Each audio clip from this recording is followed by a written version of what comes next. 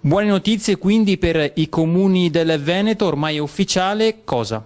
È ufficiale, abbiamo portato a casa un grande risultato grazie a un emendamento che abbiamo presentato in Commissione Finanze, in base al quale vengono estesi i benefici già previsti da questo provvedimento per le zone del Modenese colpite dall'alluvione. Vengono estesi questi benefici anche ai territori del Veneto colpiti dalle alluvioni nel mese di gennaio e febbraio di quest'anno.